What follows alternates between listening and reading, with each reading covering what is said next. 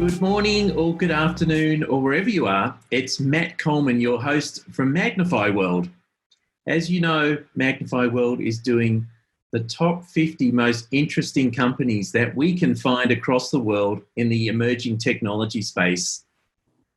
We're speaking from our Los Angeles studio, of course, home studio now at the moment.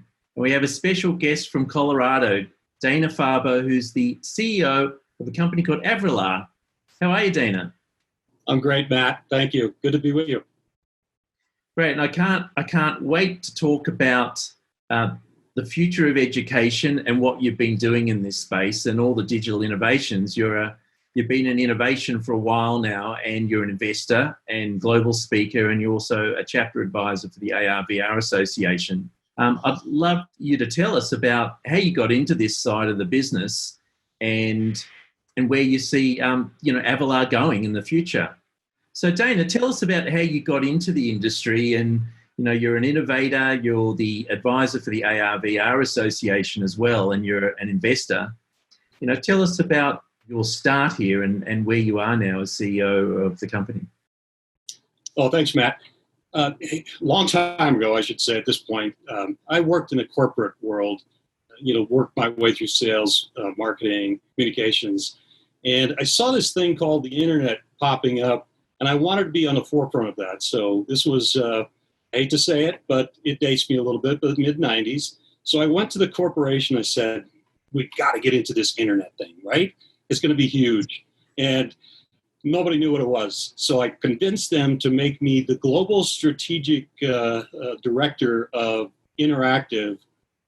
And nobody knew what it was. So back then we were doing some fun things, even with websites. So we were doing some, change in the type of communications based on who the person was, how many times they logged in, and all that. I left the company. What city was that? It was based out of New York City. Yeah. Okay. So it was based out of New York, but I managed the whole global interactive movement for about 4 years.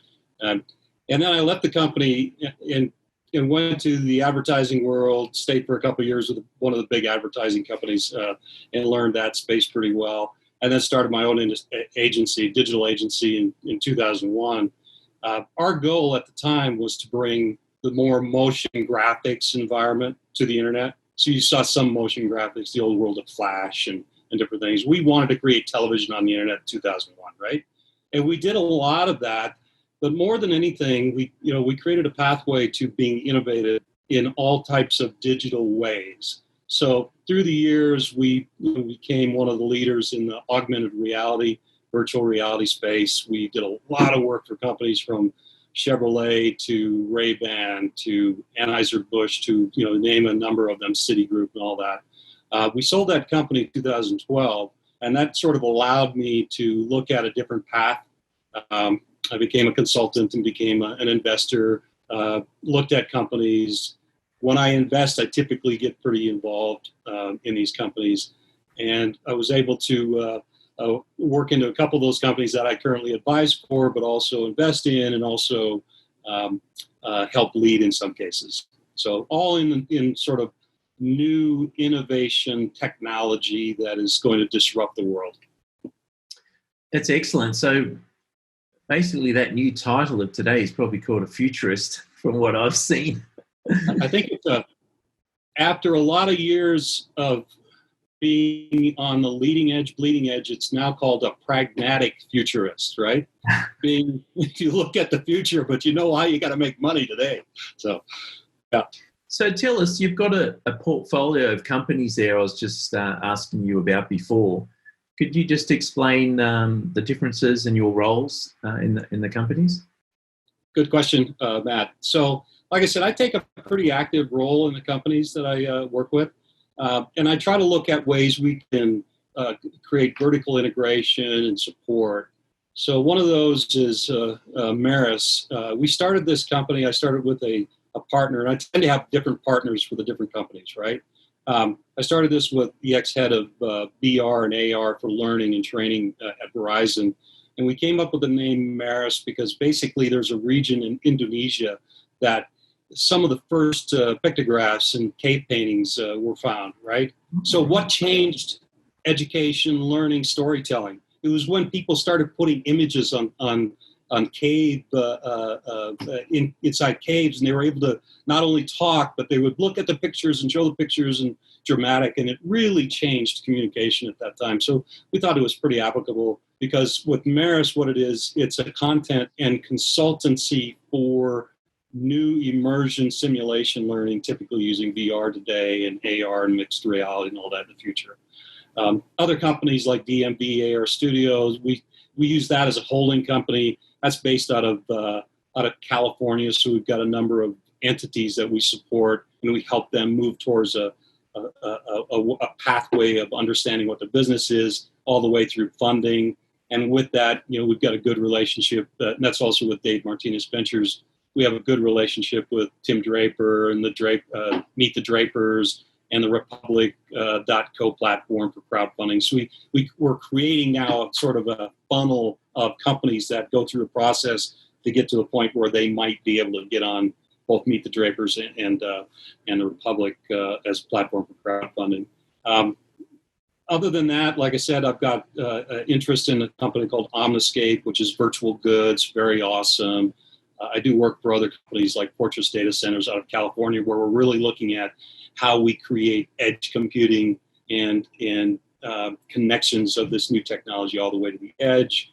But then probably the primary that I'm working on is the AVRILAR platform. I think we'll probably talk about that. So, yeah, just going back to crowdfunding in the AR/VR space. I mean, there was a spectacular project called Oculus that was a Kickstarter fund, and I mean, what's the appetite from investors and angel investors, or even do they have to be accredited investors to join those platforms, or can you basically pre-order, right, from Sure. whatever the product is? Depending on, there's all these new rules now that, enable a non-accredited investor, like there's a company called Start Engine, as you probably have seen, Sure. that you can invest. I mean, what are the pros and cons from the public's point of view about investing in startups? Well, I think that is an area that is going to absolutely explode, and there are many reasons for it.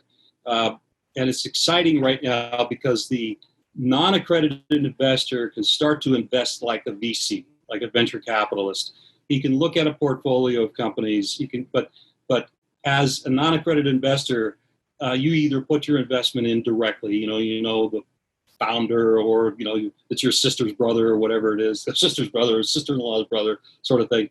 But with these platforms now, it allows any investor out there in the country to put a little bit of money. You can put $50, $100, $200, $1,000.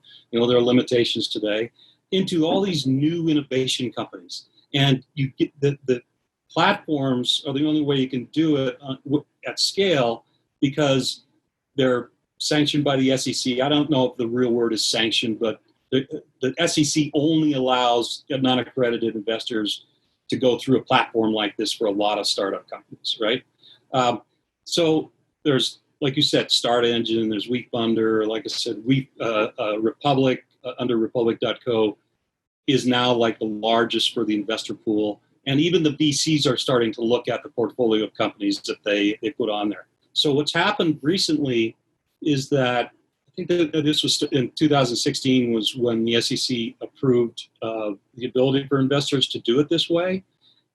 But the investors have been saying, and the community has been saying, they don't allow you to invest enough money as an aggregate. So in the past, it was like a capitalization of $1 million or 1.07 million. The SEC, our expectation is, they've gone through the process, our expectation is September or October, that maximum cap will be raised to 5 million.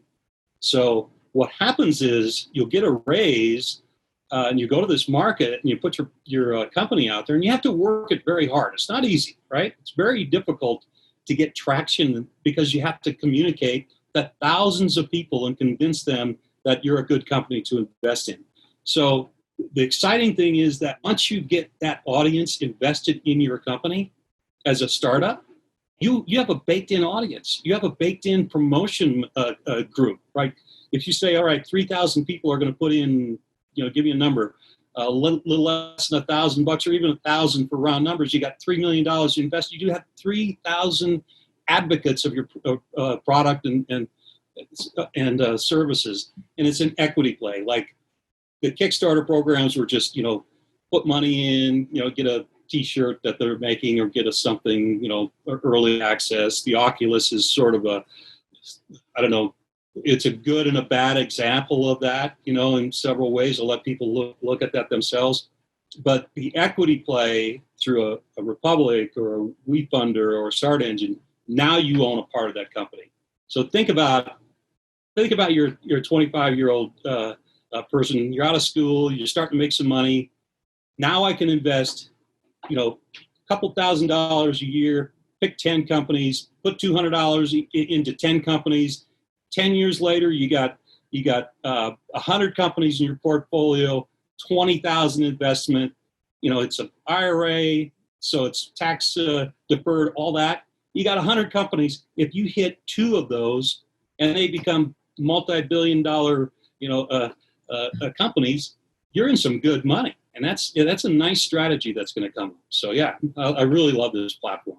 So a lot about blockchain as well. I just wanted to, before we get into the AVRILAR platform, I just want to finish this one last question on that. They talk about fragmentation investing, which is you buy a smaller piece of a company, or it might be of a real estate project that you would never be able to afford to buy into if it's $100 million apartment block or something like that. Blockchain obviously gives you that ability to do that, but the SEC hasn't been that kind to blockchain in the US compared to European and Asian markets. Why is that? Is the US not ready for this, or what are the legalities around that? Now we're talking about a student can invest in anything, as Sure. of right now.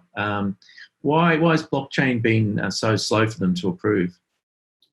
I think, Matt, we've got to separate blockchain from cryptocurrency. Yeah. So on the one hand, blockchain, totally legitimate technology, right? You've got companies like JP Morgan, Chase, they built Quorum, and then now I believe it's a different group taking that blockchain over. You've got all these blockchains that are protocols for ways to store data on distributed ledgers and make data more, quote, in some cases, transparent, but in all cases, it's immutable. So you can store, like, for instance, if you're taking an education course to get a certification, you can store that certification on the blockchain, and 30 years from now, 40 years from now, 50 years from now, you can call it up and access it and see what you did. Where in the past, it gets buried in a folder somewhere, right? But then the cryptocurrency side is the area that the SEC and the investment community has taken a little bit of a slower track here in the United States than maybe the Asian markets, et cetera, and with good reason, right? So cryptocurrency comes with a lot of education and knowledge, and if you're investing in a cryptocurrency, risk. Obviously, there's no riskless investments anywhere, but the cryptocurrency is probably at that top of the risk pyramid, right? So that's why the SEC is like, okay, let's make sure that we're protecting the investors because that's our job, and they're taking it a little slower there. But we've got some great institutions here in the United States, like the exchanges like Coinbase and Gemini, and just some really good things happening in that space too for handling different cryptocurrencies, and it's coming along. But there are a lot of things in the crypto world that are scammy, and it'll take some time, and those will weed out. Some will always pop up, just like every company, every area. Yep. Penny stocks to over the counters to what have you. In some cases, even NASDAQ and the New York Stock Exchange. There's always something going on, and you got to be wary of yourself. So that's first and foremost. No, that's excellent. Look, I just wanted to touch on that because I think some of our viewers have a keen interest on what's going on in the US market here. Sure. Let's get into the future of education and what you call that. It's a hot topic. It's probably the hottest topic in the world outside of a drug for COVID. and a vaccination. That's what I believe. What are you actually doing there, and how does your VR and AR technology enhance the learning experience? I believe that in 10 years, simulation and immersion training, whether it's with, grade school students, high school, graduate, postgraduate, any student, and even into the corporate world, will have one of the primary ways that they learn using immersion and simulation. So think about, I'll grab one. This is just a Pico device, right? There's a ton of them out there. You mentioned Oculus. What is unique about this environment is that, first of all, when you put this on, you're isolating yourself into the environment. So you take all those distractions away. You're going to train somebody using a Zoom call, whether it's one-on-one or whether it's 3-on-1 or 10-on-1 or whatever, 100-on-1. You got all this stuff around you that's taking your mind away from the task at hand. So when you put something in and you put people into an isolation environment with virtual technology, they learn faster. It embeds as memories because it is like you're in this world of reality, but it's virtual, right? And the way that we can teach now by putting a teacher into a video at the front of the class and having the kids in the virtual reality headset, they can still turn to the left, talk and interact with their classmate, either to the left or the right, and so they're really as there as they can be without physically being there. And what we can do now is we can digitally map or spatially map the physical space. So what we call a digital twin, the virtual looks just about identical to the physical. So by putting people and almost tricking the mind that they're in these classrooms, then that remote learning and training opportunity becomes so much more intense. And I think as the United States or any global country, the faster you move towards that, the faster all your students and your learners are going to, create a differential advantage even for the countries, especially for the enterprises and institutions that move that way quickly. We could talk about the platform that we're doing on, but I hope that makes sense to you. Yeah, no, it does, for sure.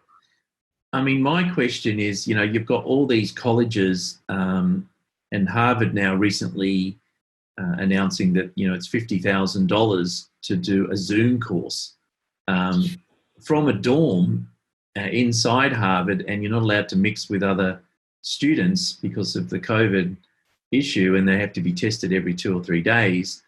I mean, look, it might be all right for some, but not everyone has a $50,000 spare just to do a Zoom course, right? Some of these other colleges in the entertainment space are hands-on. Like if you want to learn film and television and cameras, lighting. I mean, a lot of these colleges have shut down, and of course, all their international students have pretty much gone home from the private colleges because they're closed. How can, give us some great examples like you did. And there's one in particular, I think I was looking at before on one of your press releases about geography. I mean, that's a classic on Zooming people around the world. But what other classroom examples, or are you thinking there's some training ones you mentioned as well, which would be interesting to hear about? Sure, and I have to point out that look at us right now, right?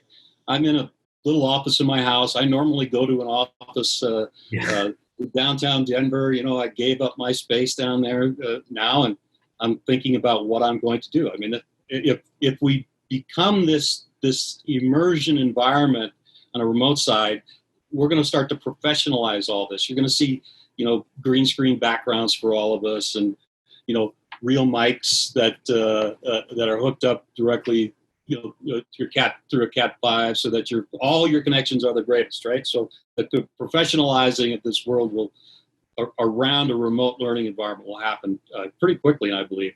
Now, I'll give you a couple examples. Let's start with whether it's grade school or high school. There's been a big movement towards homeschooling in the past.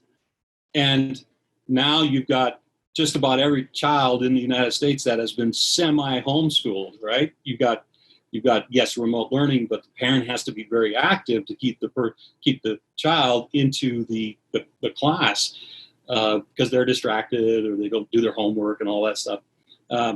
Think about homeschooling in a different way now. We can sort of democratize the teacher trainers by having parents become subject matter experts, and those that want to teach can then offer their expertise to teach a group of homeschool kids. So rather than I'm a parent, I teach my children everything, all of a sudden you become a group that can virtualize or use the virtual world to teach through subject matter excellence. And then you can bring in professional teachers that for instance, physics, right? How many people know physics as a parent? Not probably that many, some. Yeah.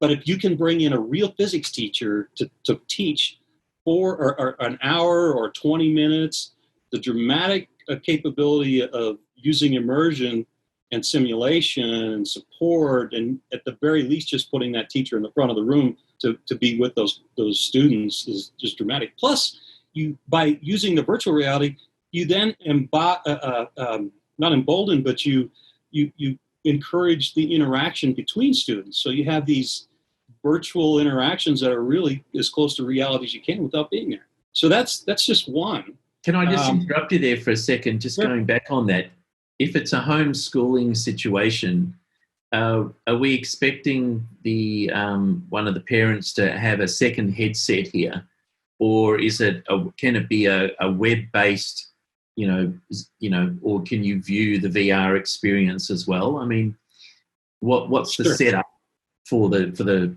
homeschooling? What do they have to Sure. buy? Sure. It's like I mentioned earlier, I believe that within 10 years, every household will have a VR device, and it'll be different than what it is today. It'll be much more streamlined. It'll be, in some cases, more fashion-friendly, and but in all cases, it will be much more streamlined and have more of a mixed reality capability to do VR and AR at the same time. So it really depends, right? To your question, do you have a complete monitoring environment where the parent goes to on a web VR computer or monitor, or do you have sort of a trust network built up in that you may have all your parents monitoring you one or two times as you're teaching their children or students, but once the trust environment comes up and everybody will be rated with trust, and you bring new teachers on, then it's kind of like gives the parent a chance to break away a little bit if they want to, or they can be fully engaged. It's sort of like going to school. If you go to one class, teacher from the first class doesn't follow you into the next class, right? Yeah. So it's kind of like that. That's what I envision. Great. Oh, you had another example I think you were going to talk about in terms of corporate training. Yeah, and we could go on and on about medical training, right? And the aspect of getting into the body, learning physiology, how hard it is to learn the bones and the muscles and the tendons and everything. And by interacting with something, since you can't be in lab as much, you can really learn from an immersion and simulation environment. But corporate's the same way. It's like if you are, let's take the pharmaceutical industry, where you have all of the salespeople that in the past they would come in and get trained on mode of action, mechanism of action, that sort of thing. Yeah, they can watch a video. But imagine these new folks that have to go out there and try to tell or speak with a doctor or the nurse or the front office staff about the value of what their new prescribed drug is going to do and how it works, so you can educate them on what that is. Imagine now you can almost create an environment where you're inside the body with an immersion simulation technology, and you are the drug that is going through the body, and you see the interactions on a real-time on a real-time basis, but a simulated basis. So that sort of training, again, embeds that learning as a memory, and you don't think you're the drug, hopefully, coming out of the training, but you just have such a different experience And then you have all of, again, the interaction with your colleagues in this semi-isolated environment while you're virtual. So we think that, again, it's really the sky's the limit, right? But you just have to take it step by step. And one of the big drawbacks right now is we don't have the content catalog. So over the next 10 years, the content catalog has to be created so that you have a variety of training. We've got a lot of training, but that needs to just grow exponentially. Well, that's excellent. And what's your thoughts on augmented reality? You don't need to wear a headset, of course. You can use your mobile device or an iPad to visualize 3D imagery in front of you and around you, or whether it's gamification. Everyone knows what Pokemon was. But from a training and education aspect, what are your thoughts on that? And have you looked into that, or are you completely focused on VR? No, I mean, we started with augmented reality back in 2009, and we were working in some cases with Apple to see what they thought was going to be the future. So one of our guiding principles as a company back then was to really look at where Apple was going at the time prior to the Android environment, and then get in front of that. So, for instance, we created the first app that used the gyroscope, right? Just to showcase that there was the gyroscope, and we used some of the first location-based augmented reality environments, because when we looked at where Apple was putting the effort, then they would see what we were doing, and we'd get promotion for free, et cetera. So augmented reality is an awesome technology. From a consumer standpoint, you've seen some great examples in gaming and fun things like Pokemon Go. We don't focus on that anymore. We did that at one time. But the value that we see coming to the world is when we have what we call a fashion-focused headset. So, for instance, with Apple announcing that they're going to be coming out with a headset at some point, you got to expect that it will be something that people will like to wear, right? And they won't be weirded out by what Google Glass did, et cetera. So that we never saw huge ubiquitous adoption until you got focused on a headset that people really like to wear in a consumer space. Enterprise space is different.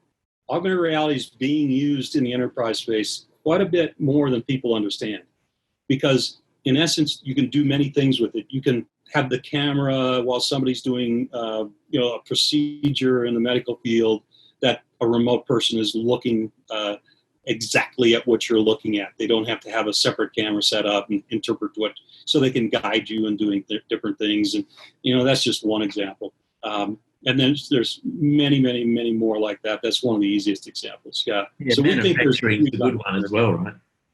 Yeah. Construction, architecture. It is. You're right. It's been in the design field as well. It's being used quite a lot. AR in. So listen. The problem is, Matt, just to round it up, the problem has been the devices, right? We're just now getting to the point where some of these devices, there's a couple like Vuzix has some good technology and RealWear, and obviously Microsoft with the HoloLens 2 and Magic Leaps and all that. So the devices have been slow in coming because it's a lot of technology going into that. We think now they're starting to hit that point where they can go tipping point. Excellent. So look, just to finish up here, can you give the entrepreneurs out there some hot tips about how they are best to attract an investor, and what do you actually look at when you're looking at a pitch deck, for example? Sure. And let me kind of explain it in terms of how I do it with the AVRILAR platform, because we talked a little bit about that, because we're not custom content, we're not learning management, we're not device management, we're all three with AVRILAR, because we're really looking at the learning environment, saying there needs to be a full solution set so that you can take it to an education market, you take it to an enterprise, to give them the control to manage devices, so they know where they're at, they know what's being used on them, they know who's using it, they can quote permission, provision, all that stuff. So from an investor standpoint, key to the investments that I see is you've got to be really passionate about what you're doing, because if you're not, you're just doing it for the money, then it will be something where you're trying to, whether you exit so early and all you care about is your multiples and everything like that, right? So be passionate. If you don't have the passion for what you're doing, find what you're passionate for. So when you look at the management team, that's what we're looking at. And then you got to have a big market, right? I mean, I love small markets, but no investor wants to look at a small market. If you say, okay, I've got a potential audience of 100,000 and we can extract $10 a month from that 100,000, that's the max we're ever going to go. There's a place, somebody's going to invest in you, but it's not the, quote, venture world, or it's typically not the angel world, that sort of thing, all right? So I like big markets. You really want to be on top of your game in terms of all aspects. If you're the CEO coming in, right, you need to know the financials. I've sat through so many pitches where it's just, I hate to say it, bullshit economics that gets put on the screen. Now we're going to hit 5% of the market, and then when that 5% relates to $1 billion within 4 years, I mean, that's all just bullshit economics, right? So an investor cuts through that so quickly. So if you're a CEO trying to portray bullshit, as I say, then you might as well stay home in most cases. There are so many other things, but I like the people, I like the market, the technology. Key to what I see is a long-term strategy is work really hard to find your first investor when it comes to seed round, right? Your first investor. I'm not talking about your mother or your father for your family and friends around. I'm talking about the person that you see as being an advocate for your business, that can not only support you with the money, but help you get other investors, et cetera, et cetera. That we call it a lead investor, if that's what you want to call it. That lead is so important. If you're shotgunning it out there to everybody, you may get investors. But if you're focused on a quality, connected lead that fits what you're trying to do with them, and he loves that market, then, or she loves that market, then they'll help you all through the game. So, yep.